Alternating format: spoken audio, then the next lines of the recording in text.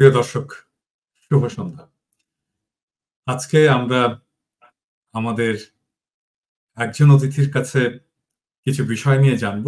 বিশেষ করে প্রফেসর ইউনূসের জাতিসংঘের সাধারণ পরিষদে অংশগ্রহণ নিয়ে। এবং আমাদের আজকের অতিথিকে আপনারা চেনেন, জানেন এবং দেখেছেন আমার কিছুদিন আগের একটা এপিসোডে। ডক্টর খলিলুর রহমান, যিনি জাতিসংঘে কাজ করে এসছেন, নানা আন্তর্জাতিক সংস্থায় কাজ করে এসছেন, একজন সফল কূটনীতিক ছিলেন এবং এখন অবসর জীবন কাটাচ্ছেন আমেরিকাতে। ডক্টর খলিলুর রহমান, স্বাগতম। আমরা গত এপিসোডে অনেক ধরনের ফিডব্যাক পেয়েছি, ভালো ফিডব্যাক পেয়েছি এবং এর মধ্যে খুব ইন্টারেস্টিং ফিডব্যাক ছিল আপনার সাবেক সহকর্মীদের কাছে থেকে। অনেকেই বলেছেন যে আপনি যেন আবার সক্রিয় হন কূটনীতিতে, আন্তর্জাতিক কূটনীতিতে সক্রিয় হন এবং এই সরকারকে যেন সাহায্য করেন। এইরকম ফিডব্যাক এসছে এবং অনেকেই আমার সাথে যোগাযোগ করেছে লাইভের সময়, এমনকি পরেও। তাদের মধ্যে অনেকেই রাষ্ট্রদূত হিসাবে কাজ করছেন বাংলাদেশে, যে তারা বলেছেন আপনার সাথে কাজ করতেন, আপনার টিমে কাজ করতেন এবং তারাও চায় যে আপনি সক্রিয় হন এবং আমাকে জানাতে বলেছেন আপনাকে যে আপনার সহকর্মীরা, আপনার ছাত্ররা ভালো কাজ করছে এবং আপনার কথা মনে আছে। আপনাকে আবার স্বাগতম ডক্টর খলিলুর রহমান। আপনাকে অসংখ্য ধন্যবাদ আমাকে পুনর্বার আমন্ত্রণ জানানোর জন্য। প্রায় 600,000 মানে 6 লক্ষ শ্রোতা দর্শক সেই এপিসোডটা দেখেছিলেন। আমি এত বড় একটা সংখ্যা আন্দাজ করতে পারিনি আগে থেকে। শ্রোতা এবং দর্শকদেরকে আমি আমার সালাম এবং শুভেচ্ছা জানাচ্ছি। আমিও বেশ কিছু ফিডব্যাক পেয়েছি। আমি মন্তব্যগুলি পড়েছি, প্রায় ৪,৫০০ মন্তব্য এসেছে। অনেকে প্রশংসা করেছেন, প্রশংসায় কে না খুশি হয়, আমিও খুশি হয়েছি। অনেকে অনেক প্রশ্ন করেছেন, গুরুত্বপূর্ণ প্রশ্ন। এই বিষয়টিতে জনমনে যে নানান ধরনের প্রশ্ন আছে, বিপুল আগ্রহ, সেটা আমরা দেখতে পেয়েছি। কিছু কিছু প্রশ্ন এসেছে বাংলা ভাষায়, কিন্তু ভাষার ব্যবহার দেখে মনে হচ্ছে এটা সম্ভবত বাংলাদেশ থেকে নয়। ঠিক আছে, তবু আমি আনন্দিত এই কারণে যে তারা ৬ ঘন্টার একটা লম্বা আলোচনা শুনেছেন এবং সেটা নিয়ে মন্তব্য করেছেন। আমরা ভবিষ্যতে আশা করব যে আপনারা আমাদের কথা শোনেন, বাংলাদেশিদের কথা শোনেন, আমাদের দৃষ্টিভঙ্গি, আমরা কোন দৃষ্টিকোণ থেকে বলছি, কোন যুক্তিতে বলছি, সেগুলো আপনারা জানার চেষ্টা করেন এবং অবশ্যই আপনারা কমেন্ট করবেন, গঠনমূলক কমেন্ট করবেন, যুক্তি দিয়ে করবেন, আমরাও শুনবো। এই যে আমাদের পরস্পরের কথা শোনা, একটা ভালো বোঝাপড়া হওয়া জনগণের মধ্যে, এর মাধ্যমে একটা সুন্দর, সফল এবং দীর্ঘমেয়াদী টেকসই সম্পর্ক স্থাপন করা যায়। যে কোনো জাতীয় নীতি, সেটা স্থানীয় হোক, পররাষ্ট্র হোক, জনসম্মতিতেই তো হয়। তো সুতরাং এই যে আমাদের মন্তব্য বা আমাদের কথাবার্তা শোনা, এই প্রক্রিয়াটা কিন্তু চালিয়ে যেতে হবে। আমি তাদেরকেও ধন্যবাদ জানাচ্ছি। একটা জিনিস দর্শকরা বোধহয় জানেন না, যেটা আমি গত এপিসোডে বলবো বলে মনে করেছিলাম কিন্তু পরে বলা হয়নি। সেটা হচ্ছে যে আমাদের ডক্টর খলিলুর রহমান এবং আমাদের আরেকজন প্রিয় মানুষ মাহমুদুর রহমান, দুজনে বন্ধু, একসাথে পড়াশোনা করেছেন ঢাকা কলেজে। তো আপনার এপিসোড শোনার পরে মাহমুদ ভাই আমাকে ফোন করেছেন এবং ফোন করে খুবই উচ্ছ্বসিত প্রশংসা করেছেন এবং ন্যাচারালি উনি তো আপনাকে এইভাবে হঠাৎ করে ইউটিউবে দেখবেন এটা সম্ভবত উনি আশা করেননি। আমরা আমাদের আলোচনায় ফিরে যাই। আমাদের আজকের আলোচনার বিষয় যে জাতিসংঘ সাধারণ পরিষদ, এবং আমরা জানি যে খলিল ভাই আপনি জাতিসংঘ সাধারণ পরিষদে অংশ নিয়েছেন প্রায় 18টা, বিশাল অভিজ্ঞতা। আমরা জানবো যে আসলে ওখানে কি হয়, আলোচনা কি হয়, এটার গুরুত্ব কি। তার আগে আমার খুব খুব বেসিক একটা প্রশ্ন, যেটা এটা মনে হতে পারে যে একটা বোকার মতো প্রশ্ন, বাট এটা জানা দরকার আমার জন্য, যে জাতিসংঘে আমরা কেন থাকি, মানে জাতিসংঘের সদস্য পদে এটা কি মিন করে একটা দেশের জন্য? এটা আসলে কিন্তু একটা গুরুত্বপূর্ণ প্রশ্ন। অনেকেই এটার গুরুত্বটা ঠিক মতন বুঝতে পারেন না। আমিও ঠিক বোঝাতে পারবো কিনা জানি না, তবু আমি বলছি। মোটা দাগে জাতিসংঘ হচ্ছে স্বাধীন দেশগুলোর একটা সংস্থা, আন্তর্জাতিক সংস্থা, যেখানে দেশগুলো সার্বভৌমত্ব সমতার ভিত্তিতে পরস্পরের সঙ্গে ডিল করে। দুটো কথা মনে রাখবেন, স্বাধীন এবং সার্বভৌম। স্বাধীন দেশগুলো সার্বভৌম সমতার ভিত্তিতে তাদের পারস্পরিক কাজকর্ম নির্বাহ করে। এই যে আমরা জাতিসংঘে আজকে 193টি সদস্য, তারা কি করে সদস্য হলো? প্রক্রিয়াটা হচ্ছে যে কোনো দেশ যদি জাতিসংঘের সদস্য পদ পেতে চায়, তাহলে তাকে একটা দরখাস্ত করতে হয় জাতিসংঘের মহাসচিবের কাছে, এবং তিনি এই দরখাস্তটা পাঠিয়ে দেন প্রথমে নিরাপত্তা পরিষদে। যদিও জাতিসংঘের সকল সদস্যই সমান, ওই যে সার্বভৌম সমতার কথা বললাম, কিন্তু এই সমানের মধ্যে কিছু অসমান আছে। জাতিসংঘ সাধারণ পরিষদে সকলেই সমান, সবার এক ভোট, কিন্তু নিরাপত্তা পরিষদে 5টি দেশের ভিটো ক্ষমতা আছে, তারা স্থায়ী সদস্য। ভিটো ক্ষমতা হচ্ছে কি, এই 5টি দেশের যে কোনো একটি দেশ কোনো একটা প্রস্তাব যদি না করে দেয়, সেই প্রস্তাব আর পাশ হয় না। তো এই যে দরখাস্তটা যখন নিরাপত্তা পরিষদে যায়, তখন মেজরিটি, সিম্পল মেজরিটি, এটা অ্যাপ্রুভ করতে হয়, কিন্তু ওই 5 জনের প্রত্যেকের সম্মতিটা। আমরা যখন প্রথম জাতিসংঘের সদস্য পদের জন্য আবেদন করি, চীন কিন্তু আমাদেরকে ভেটো দিয়েছিল, যার কারণে আমাদের প্রথম আবেদনটা এগোয় নাই। তো ধরুন চীন যখন আমাদেরকে আর ভেটো দিল না, তখন কি হলো, এইটা চলে গেল আপনার সাধারণ পরিষদে। আজকে যেখানে 193 জন সদস্য দেশ আছে, সেইখানে কিন্তু সিম্পল মেজরিটি না, ওখানে 2/3 আপনার মেজরিটিতে ওটা আপনার অ্যাপ্রুভড হতে হবে, অনুমোদিত হতে হবে। এত সব প্রক্রিয়ার ভেতর দিয়ে যখন একটা দেশ অনুমোদন পায় সাধারণ পরিষদে, তখন দেশটি জাতিসংঘের সদস্য বলে বিবেচিত হলো। ওই আগে বললাম না, সার্বভৌম সমতা এবং আপনার স্বাধীনতা, স্বাধীন দেশগুলোর আন্তর্জাতিক সংগঠন, যেটা সার্বভৌম সমতার ভিত্তিতে পরস্পরের সঙ্গে দেশগুলো ডিল করে।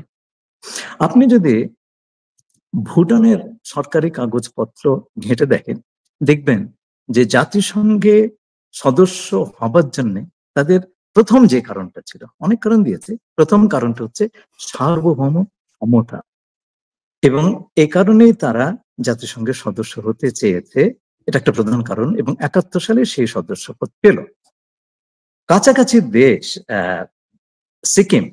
সিকিম তখনও স্বাধীন, যদিও ভারতের সঙ্গে 1950 সালের একটা চুক্তি অনুযায়ী তাদের প্রতিরক্ষা, পররাষ্ট্র এবং যোগাযোগ ব্যবস্থার দায়িত্ব ভারতের হাতে ছিল, কিন্তু সে একটা স্বাধীন দেশ ছিল। সিকিমের রাজা, স্থানীয় ভাষায় চোগিয়াল সম্ভবত উদ্বিগ্ন ছিলেন যে তার দেশ আদৌ স্বাধীন হিসেবে টিকতে পারবে কিনা। চোগিয়াল তার দেশকে জাতিসংঘের সদস্য হিসেবে অনুমোদিত করানোর প্রক্রিয়াটা শুরু করবার চিন্তা করেছিলেন ভুটানের সদস্যপদ প্রাপ্তির পরে। কিন্তু তিনি কিছু করবার আগে ভারত 1973 সালে সিকিমের দায়িত্বভার গ্রহণ করে, এবং 75 সালে সিকিম ভারতে বিলীন হয়ে যায়। এই যে আমি দুটো দেশের কথা বললাম, ভুটান তার স্বাধীনতাটা ধরে রাখতে পেরেছে এবং সিকিম ধরে রাখতে পারেনি। আপনার খেয়াল আছে, সাদ্দাম হোসেনের সময় ইরাক কুয়েত আক্রমণ করেছিল, এবং কুয়েত দখল করে সাদ্দাম হোসেন ঘোষণা করেছিলেন যে দেশটি এখন থেকে ইরাকের 19তম প্রভিন্স বা প্রদেশ হিসাবে গণ্য হবে। এটা টেকে নাই। নিরাপত্তা পরিষদ বৈঠক করে সিদ্ধান্ত নেয় যে জোরপূর্বক তারা বল প্রয়োগের মাধ্যমে তারা ইরাককে কুয়েত থেকে তাড়িয়ে দেবে। নিরাপত্তা পরিষদের ওই সভাতে আমি ব্যক্তিগতভাবে উপস্থিত ছিলাম যখন সিদ্ধান্তটি হয়, এবং সাদ্দাম হোসেনকে চলে যেতে হয়, কুয়েত তার স্বাধীনতা ফেরত পায়। তো আমি এ পর্যন্ত জাতিসংঘের কোনো সদস্য দেশকে অন্য কেউ দখল করেছে, যেমন আমেরিকা দখল করেছে ইরাক বা আফগানিস্তান, কিন্তু দখলদারি ছেড়েও দিতে হয়েছে, এবং সেই দেশগুলোকে তার নিজের দেশে অন্তর্গত করতে পারেনি, বা সেরকম ঘটনা ঘটেনি। তো সেই হিসেবে জাতিসংঘের সদস্য পদ আহ, একটা দেশের স্বাধীনতা এবং সার্বভৌমত্ব রক্ষার এক ধরনের একটা রক্ষা কবচ। আসল রক্ষা কবচ তো জনগণ, সেটা তো আমরা আমাদের দেশে দেখি। এই প্রসঙ্গে কিন্তু আরেকটা জিনিস আমার হঠাৎ করে, আমি সরি টু ইন্টারাপ্ট, হঠাৎ করে মনে আসলো যে ধরেন কোন একটা দেশের অংশ যদি দখল করে নেয়, যেমন ধরেন ক্রিমিয়া দখল করে নিল রাশিয়া, এখানে জাতিসংঘ কি ভূমিকা পালন করবে? দেখুন, আমি আগেই বলেছি যে জাতিসংঘে পাঁচটি আপনার নিরাপত্তা পরিষদে পাঁচটি স্থায়ী সদস্য আছেন যাদের ভিটো পাওয়ার আছে। তারা হচ্ছে আমেরিকা, রাশিয়া, চীন, যুক্তরাজ্য বা ব্রিটেন এবং ফ্রান্স। এখন রাশিয়া, এদের যে কেউ ভেটো দিলে জাতিসংঘের কিছু করার নাই। এখন রাশিয়া আক্রমণ করলো ইউক্রেন, এখন এটা যদি নিরাপত্তা পরিষদে যায় তাহলে পরে তো রাশিয়া ভেটো দিবে। এক্স্যাক্টলি, আমি এই জায়গাটাতেই আসতে চাচ্ছিলাম যে মানে ক্রিমিয়া দখল করেও ধরে রাখতে পারলো রাশিয়া, জাতিসংঘ কিছুই করতে পারলো না, কারণ রাশিয়া নিরাপত্তা পরিষদের সদস্য এবং তার ভেটো পাওয়ার আছে, তাই তো? আমি যদি এইটুকু বুঝে থাকি। আচ্ছা, ভারত নিরাপত্তা পরিষদের সদস্য পদ পাওয়ার চেষ্টা করছে এখনো, এবং শেখ হাসিনা ভারতের নিরাপত্তা পরিষদের সদস্য পদ পাওয়ার জন্য ভারতকে সমর্থন করবে বলে প্রতিশ্রুতি দিয়েছিল। তাহলে ভারত যদি কখনো নিরাপত্তা পরিষদের সদস্য পদ পেয়ে যায়, তাহলে সেটা আমাদের জন্য, একটা স্বাধীন সার্বভৌম বাংলাদেশের জন্য কতখানি নিরাপত্তা ঝুঁকি সৃষ্টি করতে পারে? এটা কি ক্রিমিয়ার মতো কোনো ঘটনা ঘটাতে পারে? এটা হাইপোথেটিক্যাল প্রশ্ন, এবং আমরা কূটনীতিবিদরা হাইপোথেটিক্যাল প্রশ্ন সাধারণত জবাব দিই না। তো এখানে আমি একটু খুঁড়ে বলবো, জায়গাটা একটু খুঁড়ে বলবো। আচ্ছা, সেটা হচ্ছে কি জানেন, আপনার নিরাপত্তা পরিষদের স্থায়ী সদস্য হওয়ার জন্য, এটা কেবল ভারত না, জাপান চেষ্টা করছে, আপনার ব্রাজিল চেষ্টা করছে। তো এবং আমার মনে আছে এক সময় সম্ভবত বিএনপি আমলে জাপানের এই যে প্রচেষ্টা, সেটাতে বাংলাদেশ সমর্থন দিয়েছিল। এখন এটার জন্য কিন্তু নিরাপত্তা পরিষদের 5 জন স্থায়ী সদস্যের অনুমোদন প্রয়োজন হবে। আপনি আমাকে বলেন, কোন অবস্থাতে চীন ভারতের স্থায়ী সদস্য পদ মেনে নেবে? সেটা কি হতে যাচ্ছে? 9 মণ তেল কি পুড়বে? রাধা কি নাচবেন? এটাই হচ্ছে $1 বিলিয়ন। বুঝলাম যে একটা জায়গায় অন্তত আমাদের, আপনি প্রশ্নের উত্তর না দিলেও আমার দর্শকেরা নিশ্চয়ই বুঝতে পেরেছে যে ভারত যদি নিরাপত্তা পরিষদের সদস্য হয়, সেটা বাংলাদেশের স্বাধীনতা সার্বভৌমত্বের জন্য ভালো হবে না। এটা আমার দর্শকেরা বুঝে নিয়েছে, আপনি এটার উত্তর না দিলেও। আমি এরপরের প্রশ্নে যাই। আমাদের জাতিসংঘ সাধারণ পরিষদের অধিবেশনে, এই যে সাধারণ পরিষদের অধিবেশন, এই পরিবর্তিত পরিস্থিতিতে বিপ্লবোত্তর একটা সরকার তৈরি হয়েছে এবং প্রফেসর ইউনূস যাচ্ছেন, এইটার সিগনিফিকেন্স কি? এটার গুরুত্ব কি এখন আমাদের জন্য? ওনার এই জাতিসংঘের সফরটা আসলে গুরুত্বপূর্ণ দুটো কারণ। একটা হচ্ছে আপনি বললেন, একটা বিপ্লবাত্মক ঘটনা ঘটেছে, হ্যাঁ, ছাত্র জনতার আপনার বৈপ্লবিক অভ্যুত্থানের ফলে বাংলাদেশ থেকে একটি স্বৈর শাসন, একটি ফ্যাসিস্ট শাসনের অবসান ঘটেছে। শুধু তাই না, ভারতের সঙ্গে সেই রেজিমের যে বিশেষ ব্যবস্থা ছিল সেটাও ভেঙে গেছে। এখন আমরা একটা নতুন যাত্রা শুরু করেছি এবং অনেকে একে দ্বিতীয় স্বাধীনতা, দ্বিতীয় মুক্তি ইত্যাদি হিসাবে অভিহিত করেছেন এবং সেটার যুক্তি আছে। তো এটা একটা দিক। অন্য কিন্তু আরেকটা দিক আছে, সেটা হলো 1974 সালের 17ই সেপ্টেম্বর বাংলাদেশ জাতিসংঘের সদস্যপদ লাভ করে। আজকে থেকে ঠিক 50 বছর আগে। এটা কিন্তু বাংলাদেশে জাতিসংঘের 50তম বর্ষপূর্তি। এই জিনিসটা আমাদের খেয়াল রাখতে, এবং এই 50 বছরে জাতিসংঘের সঙ্গে আমাদের সম্পর্ক অত্যন্ত ভালো ছিল। আমরা জাতিসংঘের কাছ থেকে বিশেষ করে স্বাধীনতার পরবর্তী সময়ে যথেষ্ট সহযোগিতা লাভ করেছি। আমরাও জাতিসংঘের কাজকর্মে কন্ট্রিবিউট করেছি। জাতিসংঘের দুটো প্রধান বিষয় হচ্ছে শান্তি এবং প্রগতি। শান্তির ব্যাপারে আমাদের জাতিসংঘের শান্তিরক্ষা বাহিনীতে, শান্তিরক্ষা কার্যক্রমে আমরা অংশ নিয়েছি অত্যন্ত গৌরবের সাথে। আর প্রগতি বা উন্নয়নের দিক থেকে বাংলাদেশ দীর্ঘ 50 বছর ধরে স্বল্পোন্নত জাতি সমূহ, এলডিসি, তাদের নেতৃত্ব দিয়ে এসেছে এবং এই পুরো সময়টা ধরে আন্তর্জাতিক সম্প্রদায়ের সঙ্গে নেগোসিয়েশন করে এলডিসিদের জন্য নানান ধরনের সুবিধা আদায় করেছে, এবং যার ফলে আজকে অনেকগুলো এলডিসি লিস্ট থেকে বেরিয়ে তারা এখন উন্নয়নশীল রাষ্ট্রের খাতায় নাম লেখাচ্ছে, আমরাও তার মধ্যে একটি। আচ্ছা, এই যে সামনের সফর প্রফেসর ইউনূসের, এখানে উনি কি কি করবেন বা করতে পারেন জাতিসংঘে যেয়ে, কি কি কাজ করবেন? মানে আপনি তো জানেন যে মানে একটা একটা রুটিন থাকে, তৈরি থাকে এটা আগে থেকে, তো সেগুলো কি হতে পারে? এগুলো হচ্ছে স্ট্যান্ডার্ড অপারেটিং প্রসিডিওর।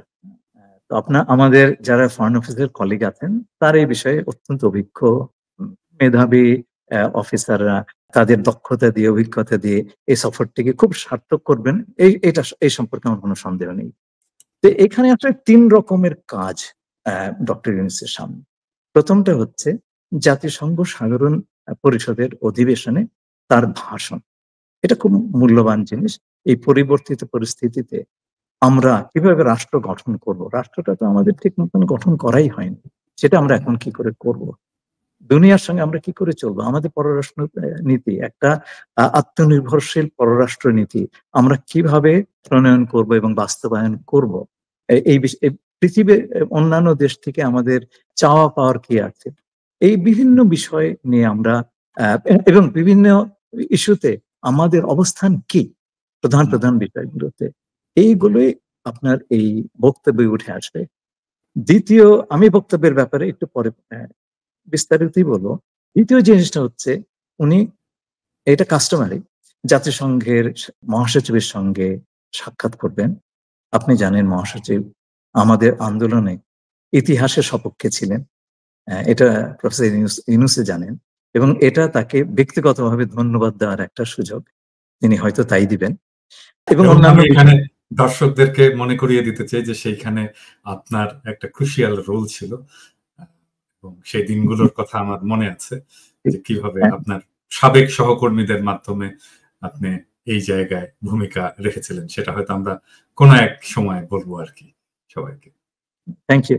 এবং সবশেষে এবং খুব গুরুত্বপূর্ণ যেটা হচ্ছে উনি ওই সময়টাতে আপনার বিভিন্ন রিসেপশনে বা বিভিন্ন সভার সময়ে বিশ্বের বিভিন্ন গুরুত্বপূর্ণ ব্যক্তি, রাষ্ট্রপ্রধান, আপনার সরকার প্রধান, এদের সঙ্গে ওনার সাক্ষাৎ হবে, এবং সেই সাক্ষাৎগুলোতে উনি কি আলাপ করবেন সেটাও খুব আমাদের জন্য ভেরি সিগনিফিকেন্ট।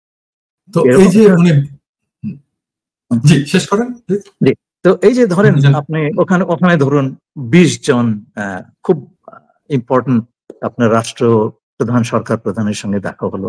তো এখন মনে করেন উনি যদি আলাদা করে দেখা করতে যেতেন, ওনার তো 20টা সফর করতেন, তাই না? তো এই যে এক জায়গাতে দেখা হচ্ছে এবং আমাদের এই অবস্থাতে তাদের সঙ্গে একটা কথা বলবার সুযোগ হয়েছে, এটা একটা বড় সুযোগ। আমি শিওর উনি তো সারা জীবন ব্যাপী বিখ্যাত লোকদের সঙ্গে ওঠা বসা করেছেন, এবং এই সুযোগটা উনি 100% উনি ব্যবহার করবেন, এই সম্পর্কে আমার কোনো সন্দেহ নেই। অবশ্যই, অবশ্যই। উনি যে বক্তৃতাটা দেবেন সেখানে কি কি থাকতে পারে বিষয় হিসাবে, বা উনার বক্তব্যের স্পিরিট হিসাবে কি থাকতে পারে বা থাকা উচিত বলে মনে করেন? ওই যে বললাম না, একটা পরিবর্তিত পরিস্থিতিতে উনি, একটা বিপ্লবাত্মক পরিস্থিতিতে উনি এসেছেন এখানটাতে। আচ্ছা, আমাকে এই জিনিসটা মনে করিয়ে দেয় 1974 সালে যখন আমরা বাংলাদেশের সদস্যপদ যখন আমরা পেলাম, তখন শেখ মুজিব যে বক্তৃতাটা দিয়েছিলেন আমার সেটার কথা মনে পড়ে। একটু পিছিয়ে ফিরে যাই এই জায়গাতে। আপনাকে একটু আগে বললাম না স্বাধীনতা এবং সার্বভৌমত্বের কথাটা? আচ্ছা, 1971 সালের 16 ডিসেম্বর আরেকটা ঘটনা বলা প্রয়োজন মনে করছি। ওই দিন বিকেলে প্রফেসর আনিসুজ্জামান, বিখ্যাত পণ্ডিত ব্যক্তি, এখন আর আমাদের মধ্যে নেই উনি, এবং প্রফেসর খান সারোয়ার মুর্শেদ, উনি একজন প্রখ্যাত অধ্যাপক ছিলেন, পণ্ডিত মানুষ, আমাকে খুব স্নেহ করতেন। তো এই যে আমাদের উপদেষ্টা শারমিন মুর্শেদের বাবা উনি, তো ওনারা গিয়েছিলেন থিয়েটার রোডে বাংলাদেশের প্রবাসী সরকারের প্রধানমন্ত্রী তাজউদ্দিন সাহেবের সঙ্গে দেখা করতে, এবং ওনাকে অনুরোধ জানাতে যে পাকিস্তানি সৈন্যরা সারেন্ডার করছে, এই মুহূর্তে আপনার উচিত জাতির সামনে একটা আহ, ভাষণ দেওয়া। তো উনি বললেন তথাস্তু, আপনারা তৈরি করেন। তো দুজনে ওটা মুসাবিদা করা শুরু করলেন। এমন সময় একটা ফোন কল, তো কলটায় তাজউদ্দিন সাহেব নিয়ে কিছুক্ষণ কথা বলে উনি ওনাদেরকে বললেন আপনারা কথা বলুন। তো ওপারের থেকে যিনি কথা বলছেন, ওটা হচ্ছে দিল্লি থেকে, জানালেন যে তাজউদ্দিন সাহেবের একটা বক্তৃতা ওনারা লিখে দিয়েছেন, ওটা ওনারা যদি সেটা ডিকটেশনটা নিয়ে নেন। ওনারা নিলেন। তো দুজন বেরিয়ে যাওয়ার সময় বললেন, আমরা কি এক প্রভুর থেকে আরেক প্রভুর হাতে পড়লাম? সুতরাং এই যে যে এই ভারতের ডমিনেন্স নিয়ে আওয়ামী লীগের ভেতরে দুশ্চিন্তা কিংবা উৎকণ্ঠা, এটা বিবিধ কারণ আছে। যখন শেখ মুজিব দেশে আসলেন, তার সামনে তো এটা একটা বড় প্রশ্ন। এবং সেইখান থেকে 1974 সালের 17ই ডিসেম্বর বাংলাদেশ যখন জাতিসংঘের সদস্যপদ লাভ করতে সক্ষম হলো, এই দীর্ঘ পথ বাংলাদেশকে পরিক্রম করতে হয়েছে। এই সদস্যপদ কিন্তু আমরা এমনি এমনি পাইনি, এই কথাটা আমাদের মনে রাখতে হবে। তো আজকের প্রেক্ষিতে আমি যে কথাটা বলবো, যেই বৈপ্লবিক পরিবর্তন হয়েছে সেটা 1971 সালের ঘটনার মতন এতটা সিগনিফিকেন্ট না হলেও এর যথেষ্ট সিগনিফিকেন্স আছে। এবং এই গৌরব গাথা জনতা, আমাদের ছাত্ররা যেভাবে ফ্যাসিজমের সামনে বুক পেতে দিয়েছিল এবং বিজয় ছিনিয়ে এনেছে, সেই গৌরব গাথা উনি বিশ্বকে শোনাবেন, এটাই তো আমরা আশা করি। সেই সঙ্গে উনি এটাও বলবেন যে আমাদের এই নবযাত্রায় নতুন বাংলাদেশ কি হবে, আমরা কি করে, কিসের ভিত্তিতে এই দেশটি চালাবো। গণতন্ত্র, মানবাধিকার, মানবতা বোধ, সাম্য, ন্যায় বিচার ইত্যাদি মূলনীতির ভিত্তিতে আমরা দেশটা চালাবো, এই কথাটা তো ওনাকে জানাতে হবে। আমরা যে আর ফ্যাসিবাদের আমলে ফেরত যাব না, নেভার এগেইন, সেই প্রতিজ্ঞাটাও সারা দুনিয়ার সামনে ওনাকে করতে হবে। দ্বিতীয় হচ্ছে যে এই নবযাত্রায় আমরা আমাদের আন্তর্জাতিক সম্পর্ক কিভাবে জনগণের মালিকানায় প্রণয়ন করব, বাস্তবায়ন করব, সে কথাগুলো ওনাকে তো জানাতে হবে। আমরা জাতিসংঘে একটা স্বাধীন সার্বভৌম হিসাবে অন্যান্য দেশগুলোর সঙ্গে ডিল করব এবং তার ভিত্তিতে শান্তি, প্রগতি, সাম্য, এই জিনিসগুলো যে কাজ করবে, পারস্পরিক সুবিধা, এগুলো যে আমাদের নীতির ভিত্তি হবে, সেই জিনিসগুলো ওনাকে অ্যাসিওর করতে হবে পৃথিবীর কাছে। তৃতীয়ত হচ্ছে, দেখুন, একটা বিষয় ওনাকে আমি পরামর্শ দেব, যদি আমার পরামর্শ দেওয়ার অবস্থা থাকে, তাহলে সেটা হচ্ছে যে একটা সরকার বদল হলে নতুন সরকার সাধারণত বলে যে আমরা আমাদের যে সমস্ত চুক্তি করেছিলাম অন্যান্য দেশের সঙ্গে আগে, সেগুলো বজায় রাখবো। এটা আমি অনেক নতুন সরকারকে বলতে শুনেছি। এই বিষয়ে আমি বলবো যে ওনার সম্ভবত নিশ্চিত থাকাই ভালো, কারণ আমরা তো সব চুক্তি যে মানবো সেটা তো বলতে পারি না। অনেকগুলো চুক্তি তো রিভিউ হওয়ার দাবি উঠেছে এবং হয়তো রিভিউ হবে, আমরা তো সে ধরনের কথা শুনেছি। এই যে বললাম, জাতিসংঘের কাছ থেকে, মহাসচিবের কাছ থেকে আমরা যেই সংগ্রামের সময় উনি যে আমাদের পাশে এসে দাঁড়িয়েছিলেন, এই কথাটা দুনিয়ার কাছে সামনে আমাদের রেকগনাইজ করতে হবে।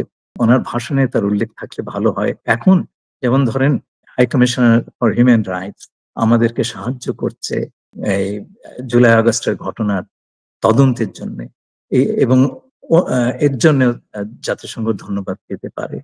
আমাদের কিছু চাওয়া পাওয়ার আছে, যেমন আমাদের দেশ থেকে প্রচুর পরিমাণ সম্পদ বিদেশে পাচার হয়েছে গত 15 বছর, সেগুলো কিছু বিশেষ বিশেষ দেশে গিয়েছে। আমরা দ্বিপাক্ষিকভাবে তাদের কাছে এই ব্যাপারে সহায়তা করার কথা বলেছি, কিন্তু এই জিনিসটা আমাদেরকে এই বক্তৃতাতে বলা দরকার। এই কারণে জাতিসংঘ এবং জাতিসংঘের অঙ্গ সংস্থানগুলো এই বিষয়ে আমাদেরকে সাহায্য করতে পারে, 1 নম্বর। 2 নম্বর কথা, সারা বিশ্ব জানলো যে আমরা আমাদের ঋত সম্পদ ফিরে পাওয়ার জন্য প্রচেষ্টা করছি। এইটা যে সমস্ত দেশে এই টাকাগুলো, অর্থ বা সম্পদ গিয়েছে, তাদের উপর একটা চাপ সৃষ্টি করবে।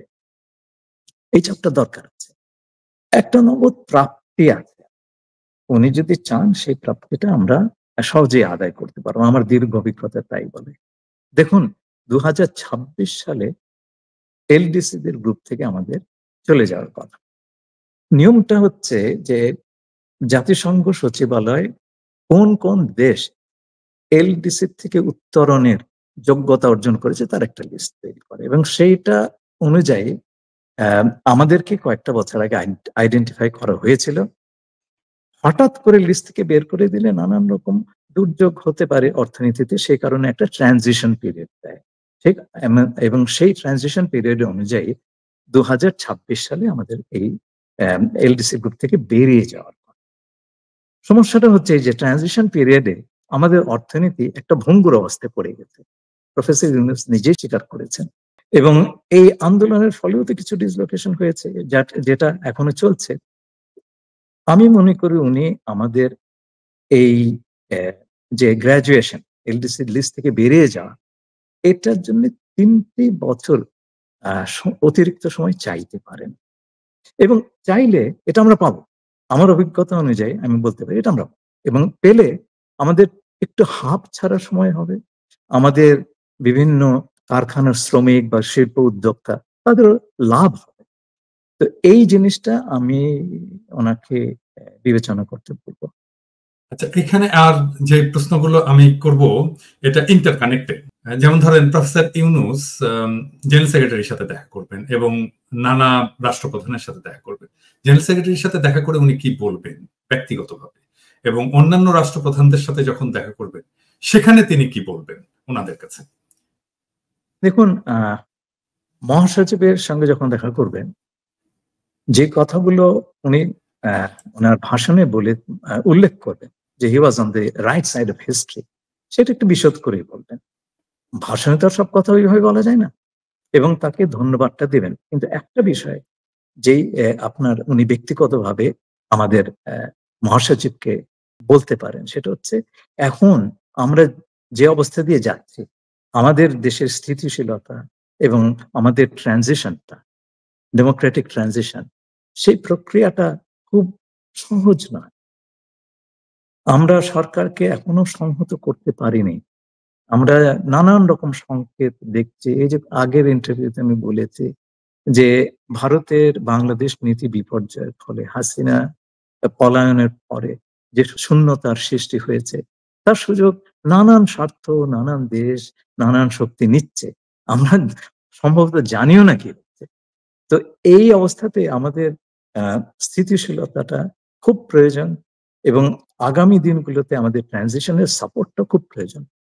উনি মহাসচিবকে বলতে পারেন যে মহাসচিব, আপনি তো বিভিন্ন শক্তিশালী দেশের সঙ্গে সব সময় যোগাযোগ রাখেন, আপনি তাদেরকে আমাদের কথাটা বলবেন যে আমাদের এই যে স্থিতিশীলতা, আমাদের ট্রানজিশনে সাপোর্ট করা, এই কথাটা যেন ওনারা না ভুলে যান, ওনারা যেন একটা সক্রিয় ভূমিকা রাখেন। তাতে হয় কি জানেন, আমরা তো বলছি, মহাসচিবের কাছ থেকে এলে এটার একটা অধিকতর গুরুত্ব থাকে। আচ্ছা, এই ছাড়া উনি বলতে পারেন যে দেখুন, আমরা পিস কিপিং এ যেই শান্তি রক্ষাতে যে ভূমিকা রেখেছি, সেটা তো সর্বজন স্বীকৃত।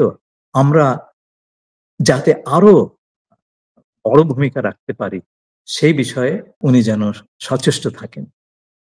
তারপরে আপনার ধরেন এই জলবায়ুর সংকট, আমরা তো একটা ফ্রন্টলাইন স্টেট, এবং উনি জলবায়ুর সেক্টর থেকে একজন উপদেষ্টাও নিয়েছেন, যেটা খুব আশার কথা। এই বিষয়ে আগামী দিনগুলোতে আমরা যেন বিভিন্ন যে কমিটমেন্ট করা হয়েছে জলবায়ু সম্পর্কে বিভিন্ন কনফারেন্সগুলোতে, সেই অনুযায়ী আমরা যেন পূর্ণ সহযোগিতা পাই, সেই কাজে সহায়তার জন্য উনি মহাসচিবকে বলতে পারেন। আরো বললাম না, আমাদের ট্রানজিশনে ওনারা অলরেডি সাহায্য করছেন by helping with the investigations. এর বাইরে ইন্টারন্যাশনাল বেস্ট প্র্যাকটিসেস, যেমন সংবিধানের ব্যাপারে, নির্বাচনের ব্যাপারে, তারপরে আপনার পাবলিক অ্যাডমিনিস্ট্রেশন বা জনপ্রশাসনের ব্যাপারে জাতিসংঘের ব্যাপক অভিজ্ঞতা আছে। আমরা তো ধরেন দুনিয়াতে যেই জায়গাতে উত্তম দৃষ্টান্ত আছে, সেগুলোই তো ফলো করবো।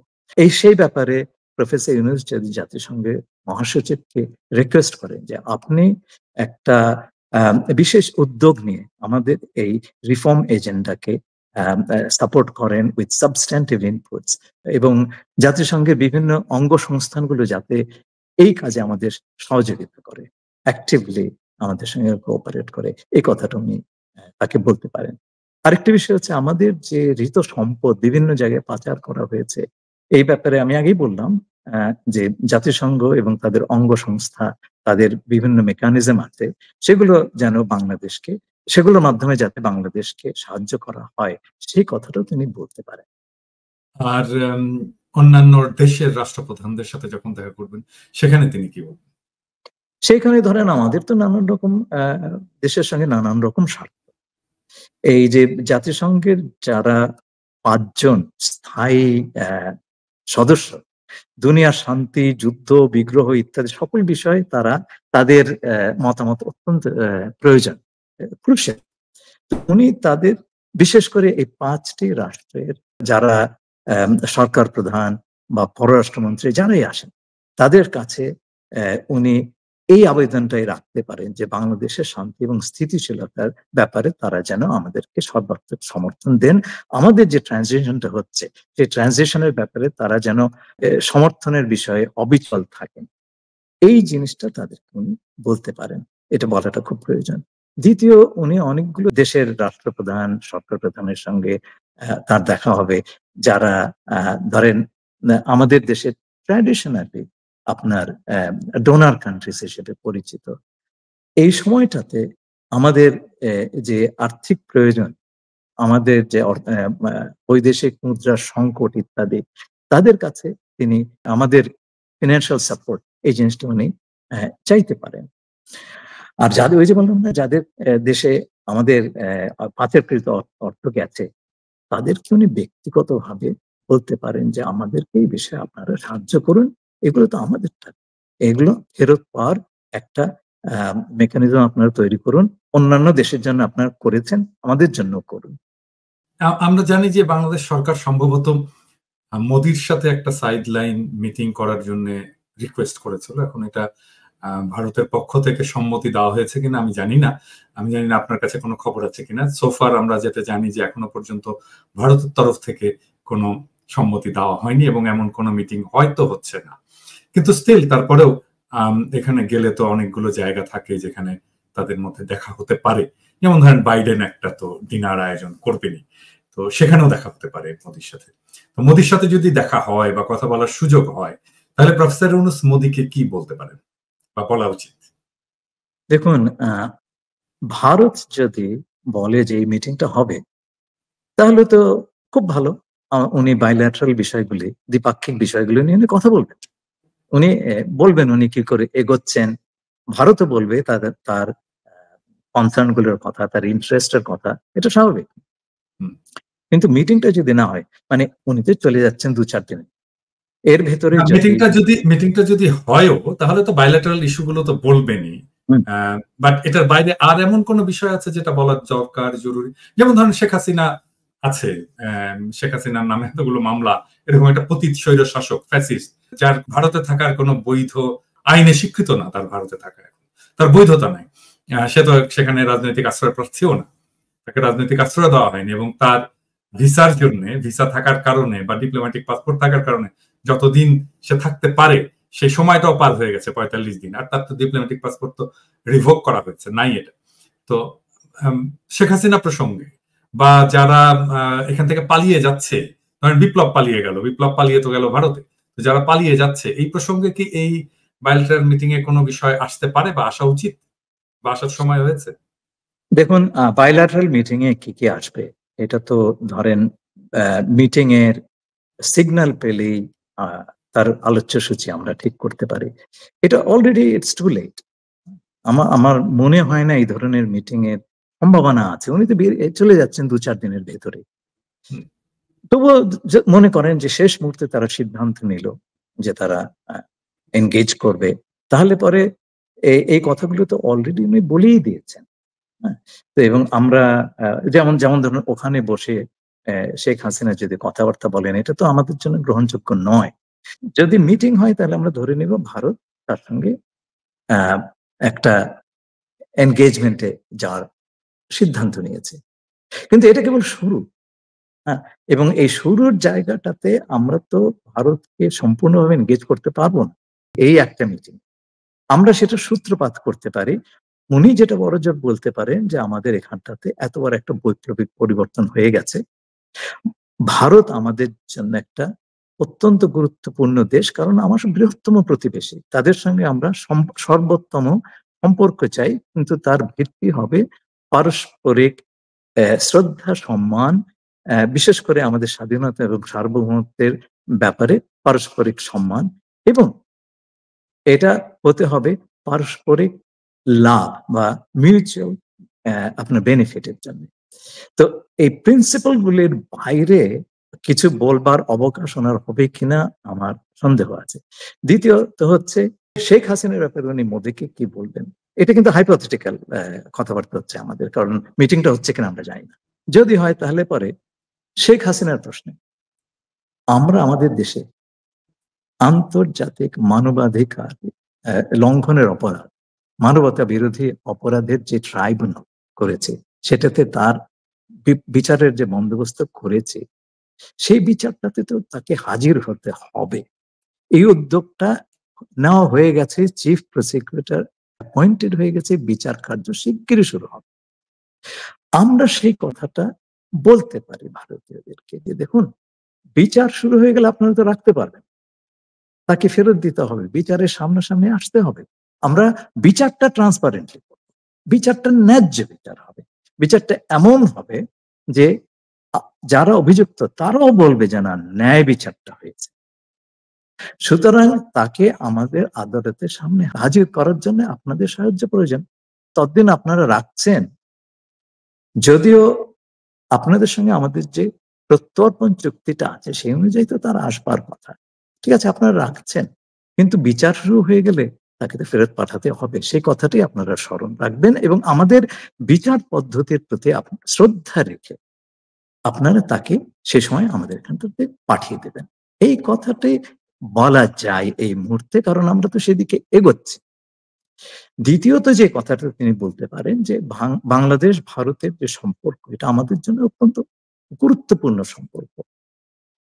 এই সম্পর্কটাকে আমরা একটা স্থায়ী ভিত্তিতে প্রতিষ্ঠিত করতে চাই। এই সম্পর্কটা দুদেশের ভেতরে সম্পর্ক হতে হবে এবং সম্পর্কটার প্রধান ভিত্তি হবে যেটা আমি আগে বললাম, আমরা আপনাদের স্বাধীনতা, সার্বভৌমত্ব, আঞ্চলিক অখণ্ডতা ইত্যাদি প্রশ্নে যেমন সমর্থন দেব, তেমনি আপনাদেরকেও তো একই বিষয়ে আমাদের প্রতি শ্রদ্ধাটা রাখতে হবে। আমরা যে পররাষ্ট্রনীতি প্রণয়ন করছি সেটার মালিক হবে জনগণ, এবং আমাদের জনগণের ইচ্ছার প্রতি আপনাদের শ্রদ্ধা থাকবে, আমরা সেটাই আশা করি। আমরা আগের যুগে ফেরত যেতে পারবো না, এটা একটা নবযাত্রা। আসুন আমরা এই নবযাত্রাটা এমন ভাবে করি যাতে দুদেশেরই লাভ হয়, আমরা একটা টেকসই দীর্ঘস্থায়ী সম্পর্ক প্রতিষ্ঠা করতে পারি। আগের যে ব্যবস্থাটা ছিল সে তো টিকলো না, এটা আমাদের জন্য তো খুব খারাপ হয়েছে, আপনাদের জন্য তো কোনো লাভের বিষয় হলো। আপনারা এক ঝুড়িতে সকল ডিম রেখে দিয়ে পরে দেখা গেলো সব নষ্ট হয়ে গেছে। তো আমরা আগামীতে ধরুন দুটো সৎ প্রতিবেশী দেশ, সৎ প্রতিবেশী হিসেবে একটা সুন্দর সম্পর্ক গড়ে তুলি। এটা আপনাদেরও লাভ, আমাদেরও লাভ। সুসম্পর্ক একটা সম্পদ, আপনারা এই বিষয়ে এটাকে একটা অ্যাসেট হিসেবে দেখবেন। এখানে আমি আরেকটু, আপনি কূটনীতিবিদ হিসেবে খুবই সফটলি এটাকে বললেন, কিন্তু আমি এবং আমার দর্শকেরা বিষয়টাকে অবশ্যই অন্যভাবে দেখি। যেমন ধরেন, আমরা যাই বলি না কেন ভারত সম্পর্কে, মানে ব্যাক ইন আওয়ার মাইন্ডে সবসময় খেলা করবে গত 15 বছর ভারত আমাদের সাথে কি করেছে, এটা তো আমরা ভুলে যাব না, ভুলে যাওয়া উচিত না।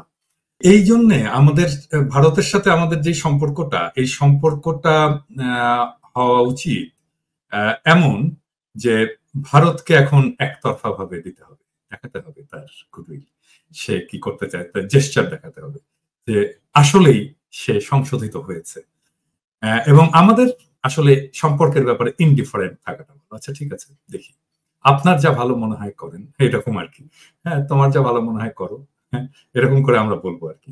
কিন্তু ভারতকে সম্পর্কটা উন্নয়নের জন্য এবং সম্পর্কটাকে এমন একটা জায়গায় নিয়ে যাওয়ার জন্য চেষ্টা করতে হবে যেন বাংলাদেশের মানুষ মনে করে যে না, সে ভালো হয়ে গেছে, ঠিক হয়ে গেছে। আদারওয়াইজ ভারতের সাথে সম্পর্ক কোনোদিন আপনাকে বলি, আমি কূটনৈতিক ভাষাতে বলেছি, এটা সত্যি, কিন্তু একটা জিনিস মনে রাখবেন, আমাদের ভাষাটা কিন্তু মিছরির ছুরি, শুনতে সুন্দর শোনায় কিন্তু তার ভেতরে অনেক কিছু লুকিয়ে থাকে। যারা বোঝবে তারা বোঝে। আমি যখন বুঝবে, আমার ওনারা বুঝবে, কিন্তু আপনি যদি জনগণের কাছে জনগণের ভাষায় বলতে বলেন, আচ্ছা তাই বলছে, আমাদের সার্বভৌমত্ব, আমাদের স্বাধীনতা, আমাদের আঞ্চলিক অখণ্ডতা, এটাতে যারা হাত দেবে তার সঙ্গে কোনো কথা নেই, সিধে সিধে। কিন্তু সেইটা তো আপনি এইভাবে বলতে পারবো না। ভারতের সঙ্গে যখন বলবো তখন বলবো, ভাই আমরা তোমারটা শ্রদ্ধা করছি, তোমরা আমাদেরটা শ্রদ্ধা করো। সেজন্য আমরা বলি যে মুরব্বীরা মুরব্বীদের মতো বলুক, কিন্তু মুরব্বীরা যেন আমাদের বুকের কথাটা, বুকের ভাষাটা বুঝে তারপরে উনার বাক্যটাকে ফ্রেম করেন, এবং ভারত যেন বোঝে যে আসলে আমরা বা তরুণ সমাজ বা জনগণ আসলে ভারত সম্পর্কে কি ধারণা রাখে। খলিল ভাই, আমরা শেষ পর্যায়ে চলে এসেছি এবং একটা প্রশ্ন করতে চাই, যেটা জয়শঙ্কর কিছুদিন আগে বলেছেন, আমাদের প্রিয় জয়শঙ্কর। সেটা হচ্ছে, আমি বলি যে জয়শঙ্করকে যত স্মার্ট দেখায় আর কি, সে তত স্মার্ট না, এবং তার টেনিউরেই মানে ভারতের পররাষ্ট্রনীতি সবচেয়ে বেশি পর্যদুস্ত হলো এই অঞ্চলে আর কি। এনিওয়ে, তো জয়শঙ্কর বলেছে যে বাংলাদেশ যেমন ইন্ডিয়া লকড, এবং সেই হিসাবে তার উত্তর পূর্বাঞ্চল বাংলাদেশ লকড। তো সেই জন্য এই দুই জায়গায় আমাদের দুই দেশের করণীয় কিছু আছে আর কি, সহযোগিতার জায়গা আছে। এই প্রসঙ্গে আপনার কি মনে হয়, কথাটা কি সে ঠিক বলেছে? দেখুন, এটা নির্ভর করছে আপনি মানচিত্র কোন জায়গাটা দেখেন। উনি দেখছেন বাংলাদেশের সঙ্গে ভারতের মানচিত্র।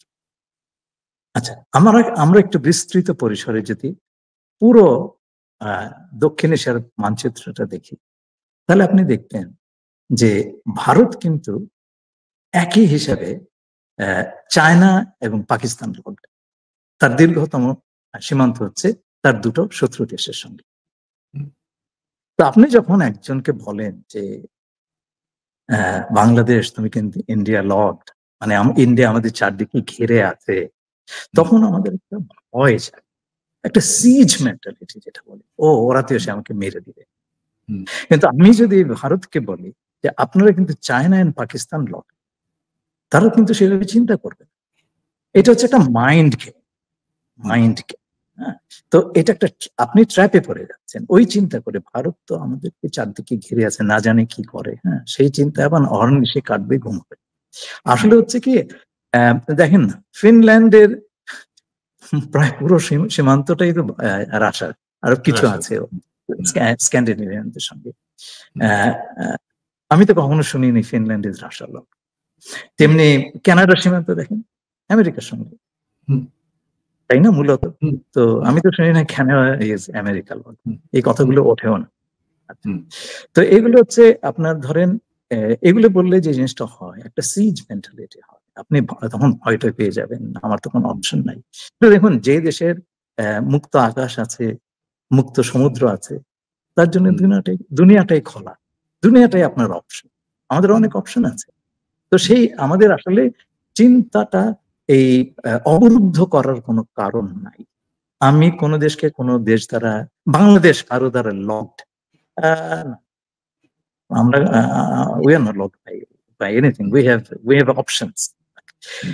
তো হ্যাঁ, এইটা যদি বলেন যে ঠিক আছে, আমরা নিকট প্রতিবেশী, আপনাদের সঙ্গে আমাদের অনেক কিছু কাজ করার আছে, আমাদেরও টাকা আছে, আপনার কাছে পারস্পরিক টাকা আছে তো, প্রতিবেশীদের সঙ্গে থাকে না?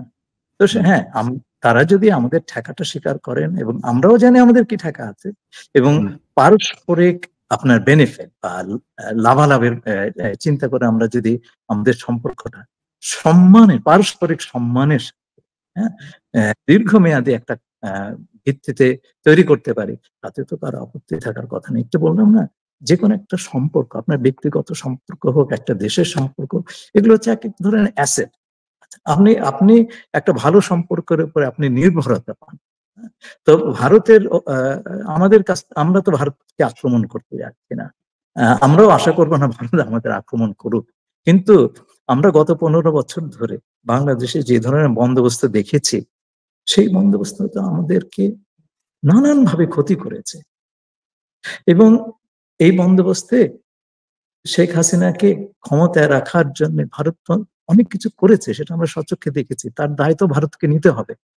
কেউ কারো দায় নেয় না, এটাই হচ্ছে দুনিয়াতে নিয়ম। কিন্তু আর যাই হোক, নতুন সম্পর্ক তৈরি করার উদ্যোগ এটা ভারতকেই নিতে হবে, বল তার কোর্টে। আমরা অপেক্ষা করব। তো এবং যদি এখন প্রাইম মিনিস্টার মোদির তরফ থেকে আমরা সাড়া পেতাম যে উনি দেখা করবেন আমাদের প্রধান উপদেষ্টার সঙ্গে, প্রফেসর ইউনূসের সঙ্গে, সেটা একটা উত্তম সংকেত হতো। যদি সেরকম সংকেত আমরা না পাই, তো ধরে নেব তারা মুখে যাই বলুক, তারা এখন আমাদের এনগেজ করার জন্য তৈরি নয়। তাদের অন্যান্য এজেন্ডা আছে, আমাদের সেটা জানতে হবে, বুঝতে হবে, সেই মতো আমাদের প্রস্তুতি থাকতে হবে। আপনাকে অনেক ধন্যবাদ খলিল ভাই। আমরা এর পরবর্তী এপিসোডে আরো নতুন বিষয় নিয়ে আলোচনা করব। আমাদের আন্তর্জাতিক রাজনীতিতে এবং পররাষ্ট্র নীতিতে অনেক বিষয় আছে যে বিষয়গুলো দর্শকরা জানতে চায়, এবং আপনি এত সহজভাবে এটা বুঝিয়ে বলেন যে দর্শকরা খুব আনন্দ পায় এবং মজা পায়। আমরা নেক্সট এপিসোডে আরো একটা নতুন বিষয় নিয়ে হয়তো আলাপ করব। আপনি ভালো থাকবেন। দর্শকদেরকে অনেক ধন্যবাদ। খলিল ভাই, আপনাকেও অনেক ধন্যবাদ আপনাকেও আমাদের ধন্যবাদ। এপিসোডে আসার জন্য। শুভরাত্রি।